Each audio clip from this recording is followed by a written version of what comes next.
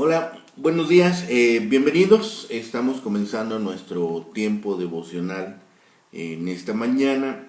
El día de hoy estaremos revisando del capítulo 3 de el libro del profeta Isaías, versículos 9 al 12 para nuestro tiempo devocional que hemos denominado el justo y el impío. El justo y el impío. Vamos a hacer nuestra lectura de nuestra porción. Recuerden que estamos leyendo en la Nueva Traducción Viviente para nuestro tiempo devocional en esta mañana. Dice la palabra de Dios, versículos 9 al 12 del capítulo 3 del profeta Isaías. El aspecto mismo de un rostro los delata. Exhiben su pecado como la gente de Sodoma. Y ni siquiera tratan de esconderlo. Están condenados. Han traído destrucción sobre ellos mismos. Díganles a los justos que a ellos les irá bien en todo. Disfrutarán de la rica recompensa que se han ganado. En cambio, los malvados están condenados porque recibirán exactamente lo que se merecen. Líderes inmaduros oprimen a mi pueblo y las mujeres lo gobiernan. Oh pueblo mío, tus líderes te engañan, te llevan por el camino equivocado. Bien, en estos versículos el profeta detalla el castigo que los malvados han de sufrir el día de Jehová y muestra la desolación que se ha de abatir sobre ellos. Dios se ha reservado un día para juicio, después de los muchos días de paciencia y misericordia. Ese día vendrá sobre todo soberbio y altivo, sobre todo hombre malvado. Así que en esta controversia, Dios mismo se alza como aquel que ha de litigar sobre los asuntos de este pueblo.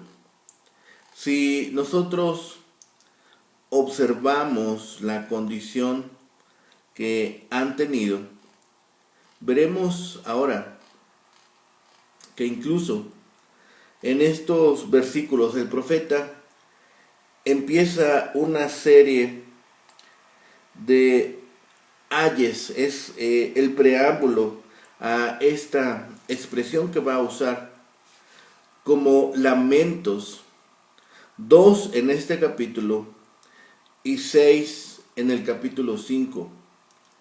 El primero acusa al pueblo de parcialidad y de vergüenza. El segundo les condena por su impiedad. Pero promete bendición al remanente justo. Uno de los resultados de su pecado es que están siendo gobernados por inexpertos e inmaduros muchachos, por débiles y por engañadores. Así que, paradójicamente, el total derrotismo predicho en los versículos 6 y 7 es detectado en los versículos siguientes al actual espíritu de contención, al actual espíritu de bravuconería. La clara muestra de libre pensar y osadía y moralidad descritas en estos versículos no solo afrentan a Dios mismo, quien es la única fuente de gloria. Así que, en última instancia, no le deja a uno nada en qué creer. Luego que el escéptico se haya dado gusto, queda varado en esta llanura desolada que él mismo se afanó en producir. Cuando Dios juzga, no debemos temer, porque el justo será recompensado justamente por sus obras, pero al impío también le será pagado por sus actos. El juicio divino siempre es justo. La gente que se ha comportado perversamente, con frecuencia cree que vivir en pecado es la manera correcta de salir adelante en la vida. Sin embargo, Isaías destacó que es mucho mejor para una persona vivir rectamente. Los líderes desviaban a la nación del camino correcto. La palabra muchachos puede referirse a los menores de edad o a los adultos que eran tan ingenuos como los jóvenes. La referencia a las mujeres puede significar que las esposas influían en sus esposos gobernantes o que les faltaba la fuerza a los varones que eran los líderes en ese momento. Isaías nos recuerda que uno debe cosechar los frutos de lo que ha hecho. El bienestar cuadra al justo y la desgracia le acontece al impío. Por eso el profeta se lamenta: pueblo mío, los que te guían te engañan. Ahora, la pregunta que debemos hacernos para esta sección es: ¿por qué habría de llevar el Señor ese juicio sobre Jerusalén y sobre Judá? Esta sección responde a la pregunta diciendo simplemente que la lengua de ellos y sus obras han sido contra Jehová. A pesar de todas las grandes promesas que Dios le hizo, su pueblo le dio la espalda.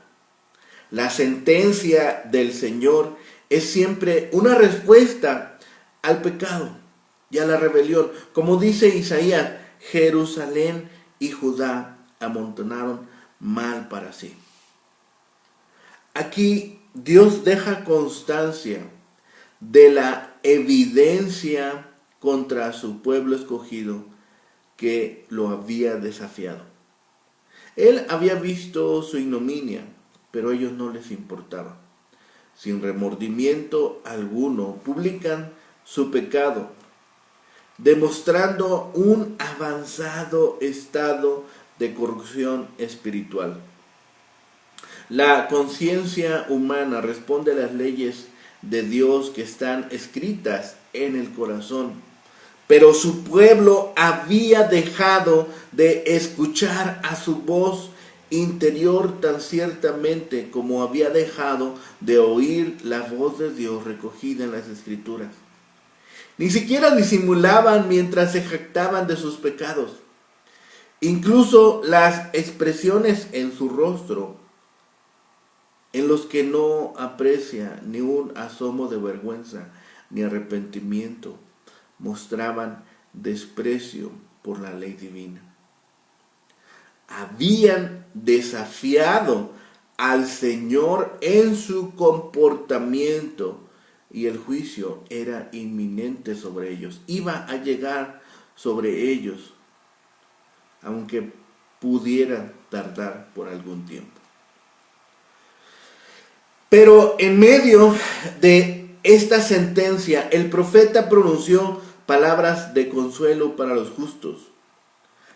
El juicio de Dios no es indiscriminado. Él sabe cómo librar a los suyos, a aquellos cuyos pecados, antes rojos como la grana, han sido lavados y emblanquecidos hasta ser más blancos que la nieve.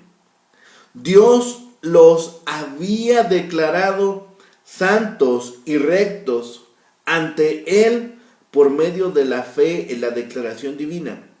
Así que ya no eran parte de la sociedad impía condenada que se menciona en este capítulo. Su fe se evidenciaba en el cambio de las actitudes y de los hechos. Al justo le irá bien, porque comerá de los frutos de sus manos. Mientras la tierra exista, siempre habrá gente piadosa morando entre los impíos. En preparación para el juicio final, Dios continuará juzgando a los malvados. Mientras los creyentes vivan en sociedades muy similares a las corruptas que describe aquí Isaías, pueden encontrar aliento en todas las promesas de Dios. Una de estas promesas nos asegura que en algún momento Él juzgará a todos los incrédulos y llevará a los creyentes a la Nueva Jerusalén. Mientras tanto, los fieles no deben dudar de la sentencia que aguarda a los malvados, a quienes se les dará su pago. Aunque parezca que el pecado avanza diariamente y que el mal reemplaza al bien, trastornando al mundo, el juicio de Dios vendrá. ¡Ay de los impíos! La situación que se describe se debió a que el pueblo se había apartado de Dios. En estos líderes escogidos tenían una gran culpa. El profeta se lamenta: pueblo mío, los que te guían te engañan. Notamos que cuando el profeta escribió pueblo mío, se hallaba en medio de una población pecadora cuyos líderes tenían el deber de señalar el camino de Dios. Su verdad y su moralidad no lo hicieron. Con demasiada frecuencia, la historia del pueblo israelita del Antiguo Testamento está matizada por líderes que se apartaron del Señor y a su vez descarriaron al pueblo. El liderazgo siempre entraña una grave responsabilidad. El dirigir siempre nos debe marcar esta responsabilidad en nuestras mentes. Isaías presenta a Dios de pie ante el tribunal para pronunciar su sentencia contra los ancianos del pueblo, a quienes acusan de destruir su viña, una imagen de su nación que el profeta va a explorar con más detalle en el capítulo 5. La acusación se refiere a la insensibilidad de los líderes en sus actos contra los pobres. Cuando el gobierno se debía preocupar por las necesidades del desposeído y del menesteroso, los príncipes los saquearon. El Señor Todopoderoso, Jehová de los ejércitos, proclamó indignado su acusación contra los ancianos por su injusticia, su avaricia y su crueldad. No había escape de la sentencia. Ninguna defensa podría detener la ejecución de la justa ira de Dios. Finalmente, en estos versículos, Dios prosigue por boca del profeta la controversia con el pueblo. El motivo por el que Dios se enfrenta con ellos es el pecado manifiesto. No lo disimulan, dice el versículo 9. Se han vuelto insensibles como Sodoma. Sus rostros mismos dan testimonio contra ellos, pues en la cara llevan la falta de vergüenza. Esto es que más que ninguna otra cosa contribuye, esto es lo que más que ninguna otra cosa contribuye a la dureza del corazón y cierra la puerta a un sincero arrepentimiento. Quienes dejan de lado la vergüenza, dejan de lado también a la gracia y finalmente se olvidan de la esperanza. Aunque las circunstancias son desfavorables, Dios gobierna en las vidas particulares. Cada uno recogerá de lo que siembre. Si todos fuesen rectos, a todos les iría bien. Al que le va mal no le sucede otra cosa sino el pago de la labor que ha ejercido. Finalmente, en el versículo 12, Isaías ve el cumplimiento de lo que ha declarado en el versículo 4. En cuanto a mi pueblo, su gobernante actúa como un niño de pecho, es decir, de forma arbitraria, caprichosa y tiránica.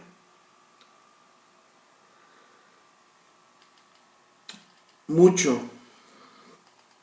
de lo que hemos leído en esta porción nos habla de estas consecuencias. El pueblo estaría orgulloso de sus pecados, alardeando de ellos abiertamente. Recordemos que el pecado destruye al ser humano. En el mundo actual, la vida pecaminosa parece encantadora, excitante y audaz. Sin embargo, a pesar de la forma en la que la sociedad lo perciba, el pecado es algo malo, ya que a la larga nos hará miserables y nos destruirá. Dios trata de protegernos al advertirnos acerca del daño que podemos causarnos al pecar. Los que se enorgullecen de sus pecados recibirán el merecido castigo de Dios, porque han rechazado el camino de vida de Dios. Y la única alternativa que queda entonces es el camino de destrucción. En medio de su mensaje sombrío, Dios nos da esperanza.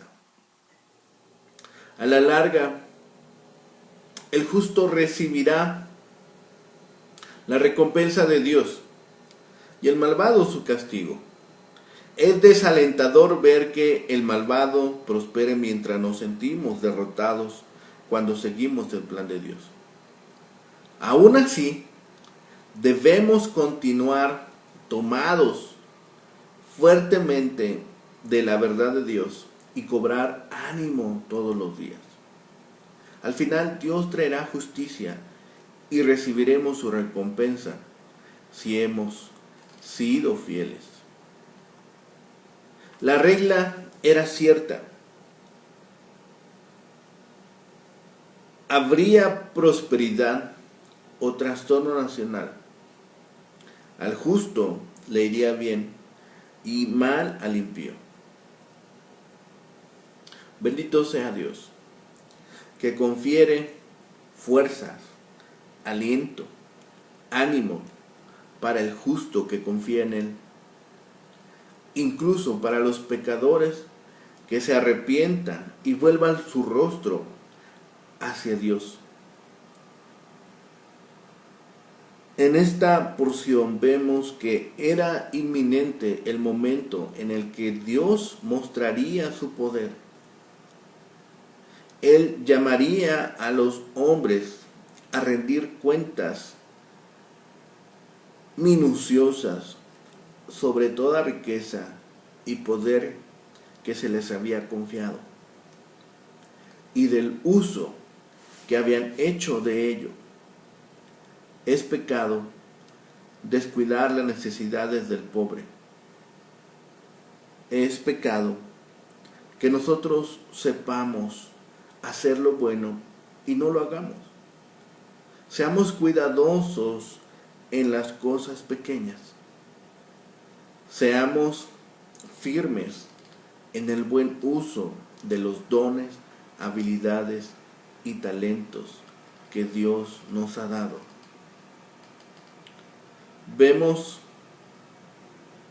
que Dios se pone de pie para llevar adelante este litigio. Está preparado para juzgar a los pueblos.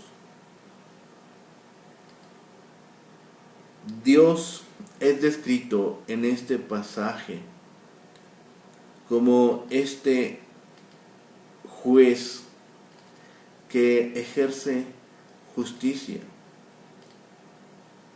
En el versículo 15 Dice, Jehová está en pie para litigar. Es el momento en el cual se cumple la profecía. Pues en el proceso histórico Dios juzga a los pueblos. La clara muestra del libre pensar y osadía e inmoralidad no solamente afrentan a Dios mismo, quien es la única fuente de gloria, sino que en última instancia no nos deja crecer, no nos permite tener esperanza, no nos permite tener en qué creer. Estas palabras son de un lamento profundo. Pueblo mío. Son una reminiscencia del dolor de David por su hijo que ha caído en pecado.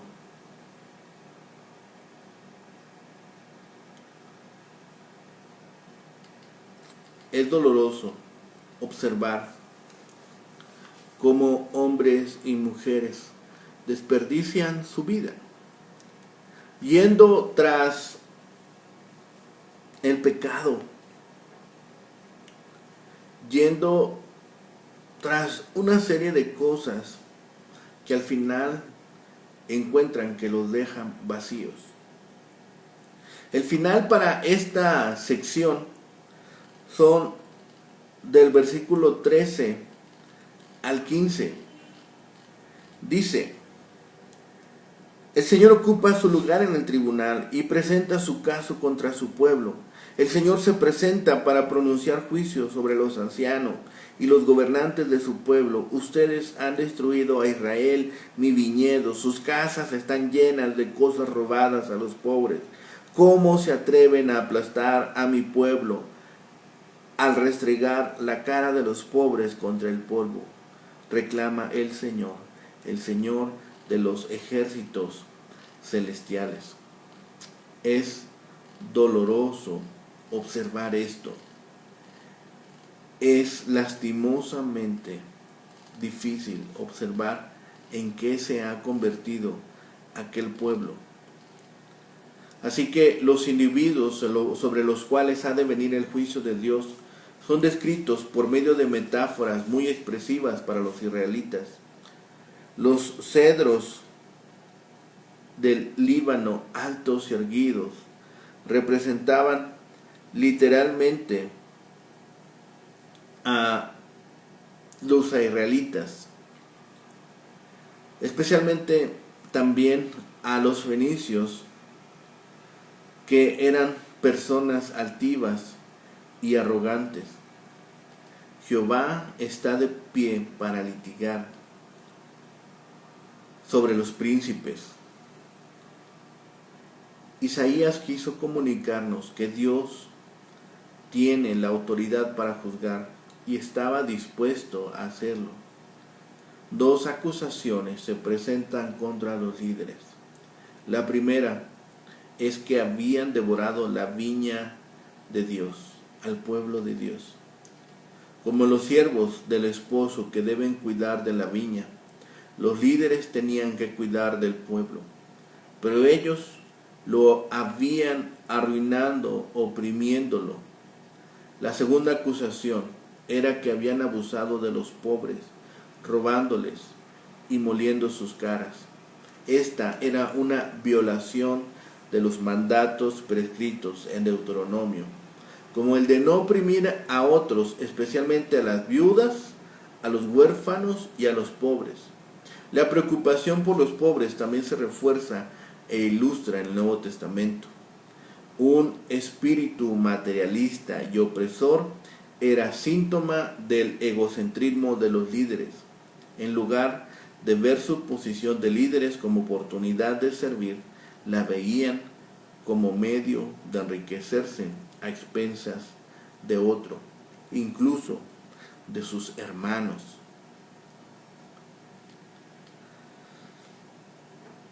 Esta imagen es poderosa. Dios está de pie para llevar el juicio. Pareciera que se trata del día de Jehová, pero se trata del momento de que se cumple esta profecía. ¿Sí? Es no solamente que en estos versículos se dicte sentencia contra los contemporáneos brutales y despiadados de Isaías que dieron impulso al fatal proceso. El capítulo 5 será más explícito en cuanto a ello,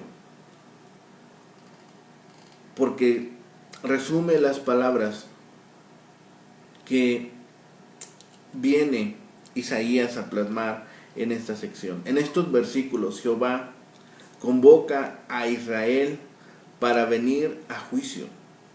Se levantan las acusaciones, reprende a los príncipes por haberse enriquecido por medio de soborno y extorsión, puesto que el veredicto es culpable. Se anuncia sentencia. En cuanto los hombres eliminan a Dios y sus leyes de la esfera económica, todos los estratos de la sociedad sufren. En primer lugar, los más desposeídos. Los ancianos y los príncipes eran responsables de ayudar a la gente, pero en vez de eso les defraudaban. Debido a que eran dirigentes injustos, Isaías dijo que tendrían que ser los primeros en recibir la ira de Dios. Los líderes tendrán que rendir cuentas de cómo ejercieron su liderazgo.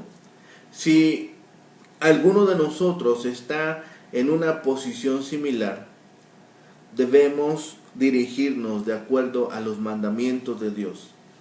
La corrupción acarrea la ira de Dios, sobre todo si otros siguen su ejemplo. Pero pensemos, ¿por qué la justicia es tan importante en la Biblia? Primero, la justicia es parte de la naturaleza de Dios. Es la forma de administrar el universo. Segundo, es un deseo natural en cada persona, incluso como pecadores. Todos queremos que se nos haga justicia. Tercero, cuando los líderes del gobierno y de la iglesia son injustos, los pobres y los desvalidos sufren. Por lo tanto, impide su adoración a Dios. Cuarto, Dios quiere y Dios tiene al pobre en alta estima. Son los que con mayor probabilidad se vuelven a Él para pedir ayuda y consuelo. Entonces, la injusticia ataca a los hijos de Dios. Cuando no hacemos algo para ayudar al oprimido, en realidad nos volvemos aliados del opresor. Nos volvemos cómplices de la injusticia. Debido a que conocemos a Dios, debido a que seguimos a Dios, debido a que comprendemos el propósito de Dios, debemos defender la justicia en todos los ámbitos. Debemos estar atentos a las palabras de nuestro Señor en todo tiempo y estar dispuestos a llevar la buena batalla. Confiemos en Él para llegar a buen término en todas las cosas. Oremos. Bendito Padre y Señor, gracias te damos en este día, Señor, porque nos has permitido, Señor, despertar, porque nos permites observar la grandeza de tus obras en nuestra vida. Padre, permite que en este tiempo podamos acercarnos a ti, llevar a otros esperanza, llevar a otros el alimento de tu palabra. Pero no solamente el físico, Señor, no solamente el espiritual, sino también el físico. Te pedimos, Señor, por aquellos que se encuentran desprotegidos, Señor, que han caído en lazo de líderes injustos o que están sufriendo persecución a causa de tu evangelio. Padre, te pedimos por ellos. Permítenos agregarnos a la obra de tus manos. Permítenos cumplir el propósito que has establecido y extender tu reino, Señor, en esta tierra. Padre bendito, permítenos cumplir la misión que has dado a tus hijos, a tu iglesia en este tiempo, haciéndolo de una manera, Señor, que dé honra, gloria y tributo a tu santo nombre. Lo dejamos todo en tus manos, clamamos a ti y lo rogamos por los méritos suficientes de Cristo, Señor y Salvador nuestro. Amén. Que tengan un excelente día, que el Señor les bendiga.